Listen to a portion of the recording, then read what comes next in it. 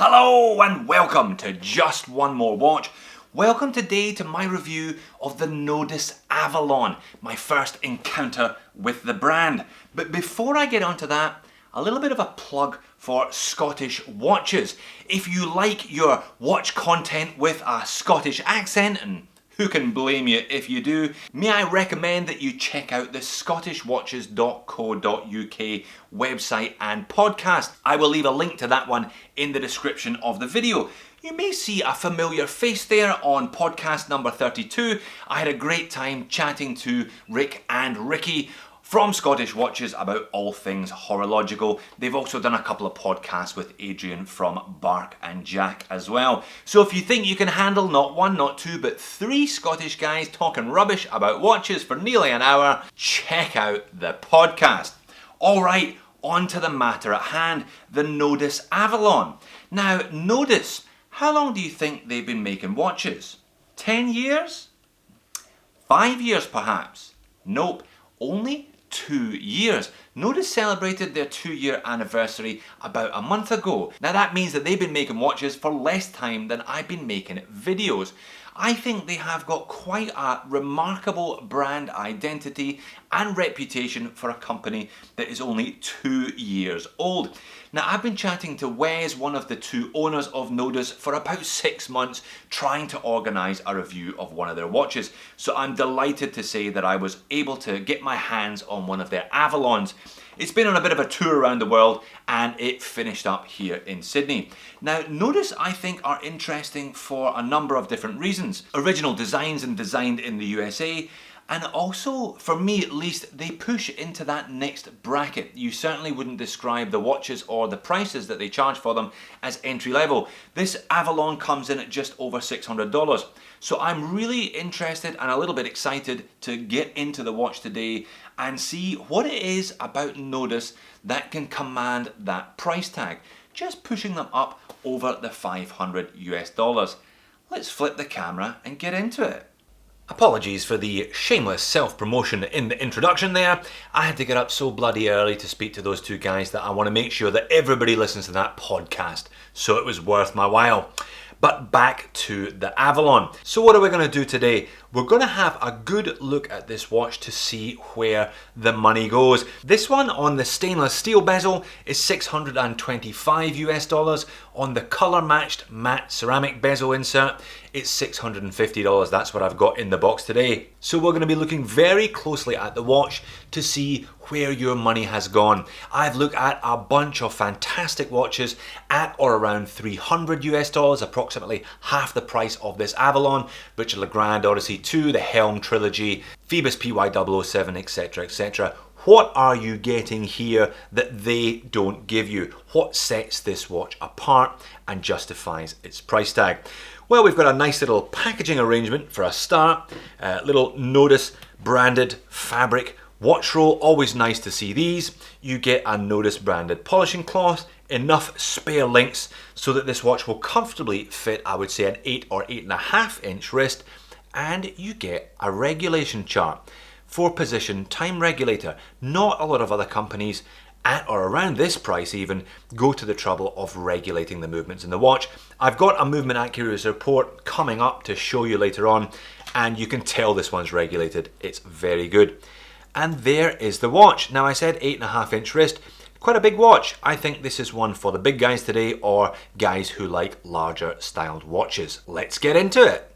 Now I said in the introduction that these were designed in the USA. They're actually designed and assembled in California. So again, that's where some of your money goes. I looked at the Collins watch earlier on this week. Not cheap employing somebody in California to do the job of assembling these units. Certainly it's going to cost you more dollars than if you were paying for someone in Hong Kong or in the People's Republic of China to do it for you. So we've got hints of Seiko, Doxa, Eterna, certainly that vintage style cushion case reminiscent of a few different brands, but I think Nodus doing their own thing stylistically as well. 43mm in diameter, 42mm across the bezel, and yet it is under 13mm thick.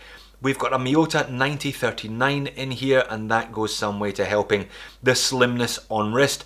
48mm lug tip to lug tip, so not particularly long lug length considering its relatively large diameter. 20mm lug width, tapering down to about 17.5 at the clasp, back up to just under 21 at the clasp there. And sized up for me, all stainless bracelet. This one weighs in at 171 grams. So it's a decent sized watch, but it's not overwhelming. My big problem with the Helm, Vanuatu, Kuraburi, and even the Komodo was that they all weighed 200 grams. So you do notice this one on wrist, but it's not as big and chunky as some of the other large style divers that I've reviewed recently. Case finishing is very nice indeed. We've got a mixture of brushed and high polished surfaces, plus we've got a matte finish bead blasted bezel, so actually 3 different treatments on the watch altogether. 6.5mm crown, plenty of grip there, even though it's kind of semi embedded into the cushion case, and we've got the Nodus logo engraved onto that one. And I must say, they've done a very nice job of integrating the bracelet with the head of the watch. Circular brushing there on those lugs as well, looks pretty good. Sapphire crystal, as you would expect. Nice piece of double dome there with a blue AR coating on it, and it's got a chamfered edge. So again, an extra cost increase, I would imagine, over putting a piece of simple flat crystal in here. And the dial is nice, clean and uncluttered. Just the logo and 3 lines of text, Nodus Avalon 300 meters. So this one is a 300 meter dive watch. Screw down crown, obviously.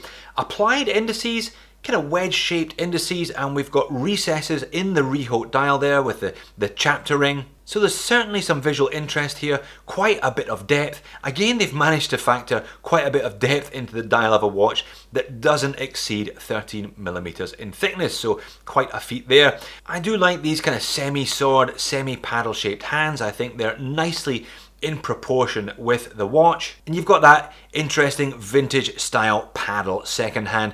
And again, the second hand nicely in proportion, pushing all the way out to the minute track at the edge of the dial. And there is plenty of lume on that dial, plenty of real estate given over on the hands, the bezel, and the matte ceramic bezel insert is fully lumed as well. This is X1 C3 Superluminova, so the top grade of C3 you can get. Super bright green glow from the watch. If you're into lume like I am, you're not going to be disappointed when you turn off the lights on the Nodus Avalon. Bezel action is also robust, plenty of grip because of the mixed finish on that bead blasted bezel. 120 click, unidirectional, no backplay, locks in place and sounds good while it's doing it. I'll pop a link to show you the case back. Screw down obviously because it's a 300 meter dive watch and we've got solid end lengths here as you would expect. Just Avalon, Nodus, designed and assembled in Los Angeles, advertising that on the case back. And this is King Arthur's sword Excalibur, so there's a kind of Arthurian legend link here in the name Avalon. Avalon was the name of the place where the Excalibur was forged, so a little nod to that on the case back, but not too much. Now, the movement, as noted, is a Miyota 9039, so it's a derivative of the 9000. Obviously, you'll all be familiar, I'm sure, with the 9015. So a high beat, 4 Hz, Japanese automatic, 24 joules, hacks, hand winds, 8 ticks of the second hand per second, so you get that nice smooth sweep. Now, the stated accuracies of these are -10 to +30. However, Nodus have regulated this one. I popped it in the winder for a week and I got a variance of less than 1 second to the minus per day average. Great result. Again, a little bit of your money went into the movement. And a little bit more of your money went into an excellent H-Link bracelet. I am unashamedly a bracelet guy and this is a very good one. Reminds me of the integrated bracelet on my old pre-Bond Seamaster, which is a bit of a compliment. Nice thick links, but not too thick as discussed to keep the weight down to 170 grams. High polished side, very consistent brush on the top. Proper single-sided screw pins, very easy to adjust this one. And a good quality clasp. Again, the clasp can make or break a bracelet and a whole watch, and this is nice. Just the Nodus logo printed on that. We've got a proper recess so you can get in there with your thumb or your finger. Double safety pushers, milled clasp, and plenty of micro adjust holes, 6 altogether, so no excuse not getting this Avalon to fit you well. And fit you well it will. if you don't mind a slightly larger watch. That's it sitting on top of my 7-inch wrist. Cushion case it may be, but it doesn't quite vanish on the wrist in the same way that the Seikos do. I had a mini turtle, I've worn a turtle before, 6105, homages, etc., and they really vanish. Maybe 48, if it was a couple of mil shorter, it would be more wearable for guys with smaller wrists. It's by no means unwieldy, but perhaps just doesn't vanish like some other cushion case watches that I've tried do. And that's it zoomed out higher for perspective. Nice and legible, nice clean design, very well colour tone matched across the matte ceramic bezel insert, very good ceramic bezel insert if I may say so. Nicely colour matched with the indices and the hands, looks good, and the bracelet, always good to get a quality bracelet on a watch. And there it is outside in some natural light, and I think when you get it out of the studio lights and into some sunshine, you really can see the quality of finishing. All of those different surfaces, the bead blasted, the polished, the brushed, etc. Little shiny silver finish to those beveled hands as well. All begins to come together as a design, and you can again see where your extra couple of $100 have gone to with this one. It really does look like a very cohesive overall design, this one. On wrist, as noted, not a lot of curvature to these cushion cases. They tend to use the cushion so that they fit rather than curve. I would have loved if perhaps there'd been a couple mil less lug length on this, but it still wears quite nicely on my 7-inch wrist. Moans and niggles. Well, I don't really have too many. I think it's a very well designed overall package that makes a strong case for itself at the $650 that they're charging for this one. Doesn't have a Seiko NH35, it has got a Miyota 9000. The fact that they've used the 9039, they sit slightly shorter, so they've been able to cut a couple of mil off the case in spite of using a piece of domed sapphire crystal. All of the individual components on this are high quality, CNC machining on the case, you know, everything looks and feels good. Notice say they want this one to be a bit of a tank watch, a kind of do anywhere adventure diver, and it certainly gives that impression. Perhaps it's just a little large for me. I would have loved if they'd cut just a couple of mil off the lug tip, or maybe if they'd shrunk it in diameter and shrunk it overall. For me anyway, but I know that a lot of guys will enjoy the additional size. They enjoy 40 pluses rather than the 40 minuses that I tend to go for. So 6 months or so wrangling with Wes to get one of these down to Sydney, I think has been well worth it.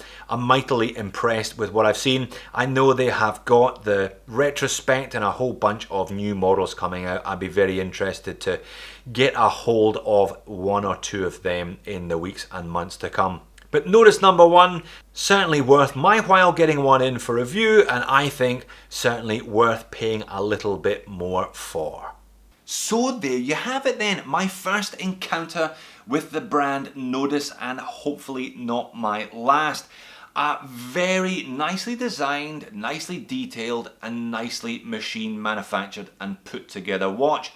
I think if you've got a little bit more than $500 to spend, if you want to make a move up from the $300 watches that I've reviewed very many of on the channel, Nodus is a great place to look. You can tell there's just that extra level of input, extra level of finesse with this one. Black's already sold out. If you're interested in picking up one of the other colours, check out the link in the description. And also don't forget the Scottish Watches podcast. Thanks for watching. See you in the next one.